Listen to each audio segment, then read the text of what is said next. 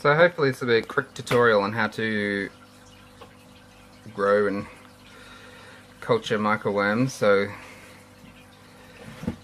you need some quick oats, just some cheap nasty quick oats. We just use the Coles version. So you need the culture, so we send pre-established culture that looks like this. Obviously we can't send it in the post like that, otherwise it will just end up like one big mush all over the place. So we take it back out, put it in a bag, and then you can just take it out and put it back in. So, but it will have been completely fully pre-established, so it'll be a full culture going, as big as this one. You can see they're going up on the roof, on the ceiling, whatever you want to call that. Lid, that's the words. So, yeast, some scissors, don't need the pens. You're going to put some holes in the lid. In the old one, if you can see, we just did it with poked holes in with scissors. Lately, we've been doing it with a soldering iron, and then we use sponge media to poke it through. So I'll show you that quick and easy in a sec. Obviously the scissors through the roof, through the lid, is easy enough done, so I won't show you how to do that. I'm sure you can work that one out. So yeah, let's go from there. So it's really very simple, just a sponge media. You push through the hole. I just use a pointy end of scissors. As you can see, you just poke it through. So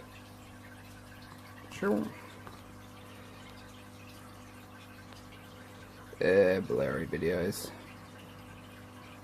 There we go. So it pokes through, just stops the bugs, particularly flying insects or ants from crawling in. So the microworms need air, but if you make the holes too big, insects can get in and destroy your culture. So yeah, you need to give them air, but not let creatures get in. Yeah, so that's it, simple. Like I said, honestly, the holes in the roof, as long as you do them small enough, will work just fine. We've been doing that for ages and that works just as well. We just started doing it this way because we had the soldering iron for like $16 from one of those cheap shops, like Silly Solly's or whatever they're called. Choice, or one of those type stores.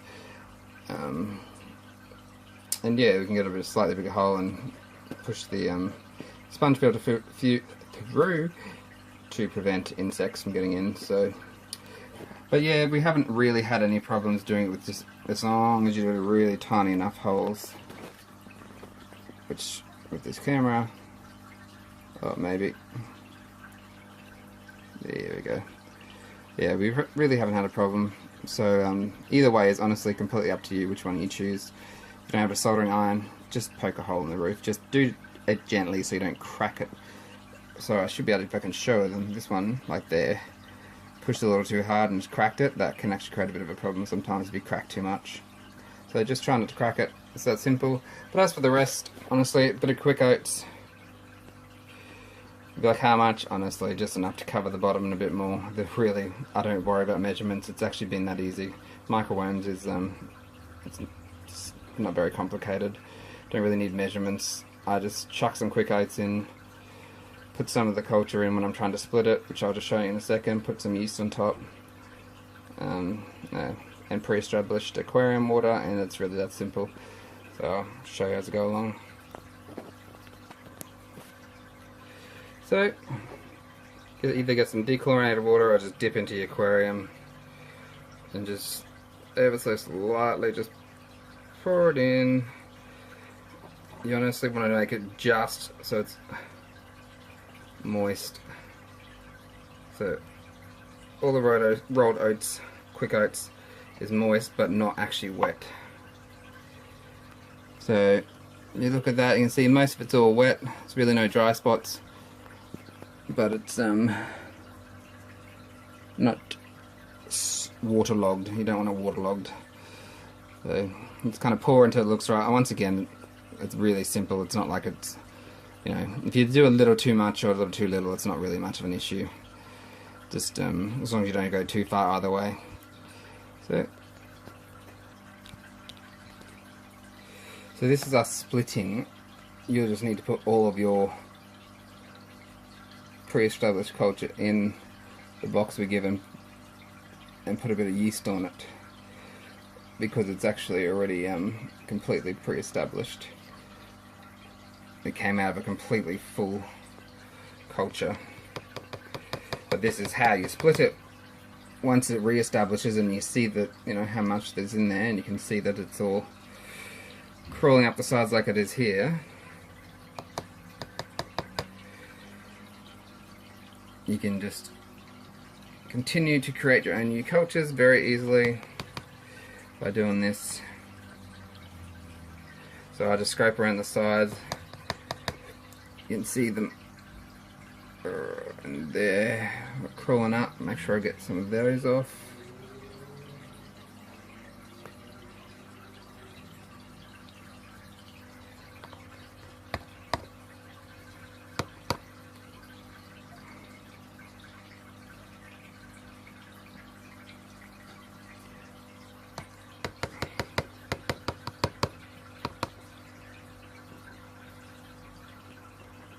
So I just kind of spread it, not necessary, but just spread it around just so it looks even. Don't really need to do it. And then we just add a bit of yeast on top. Once again, how much? Just enough to lightly cover the top. So I just use a Lowen instant dried yeast that comes in this big container, because otherwise it comes in sachets, which is just a bit annoying. So I'll have added a sachet for yours to get you started, but yeah, go out and buy one of these or some other way. It's a lot easier to have a big lot in bulk. You never have to worry about running out. I just use my fingers, sprinkle some on top.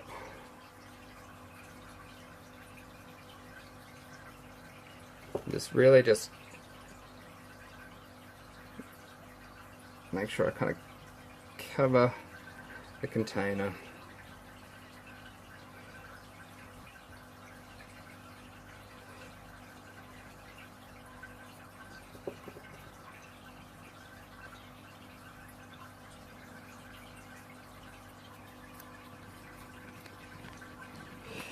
So that's about how much I do.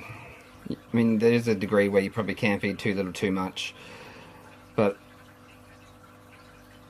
I've been doing it the slack away for a while, no problem. So although a lot of people may measure, I've really worked out that you don't actually need to measure.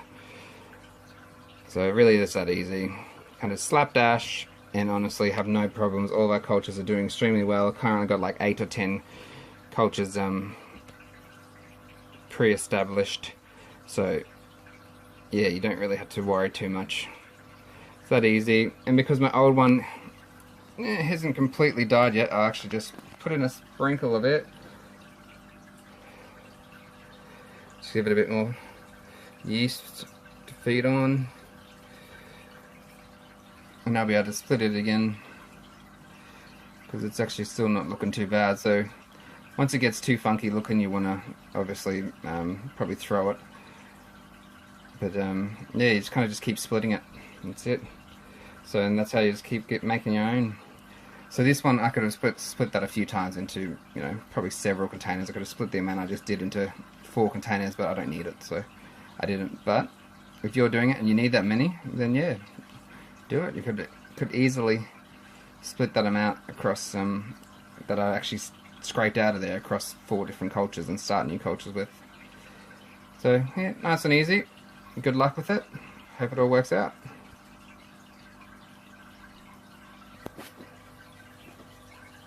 So yeah, so the other thing is I just I store them in a dark spot.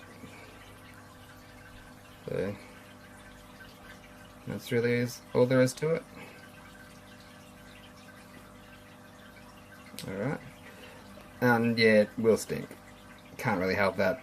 If yeast is involved, yeast is always going to smell, so yeah, you're going to get a bit of a smell, but it's the joys of being a fish hobbyist. Alright, good luck with it.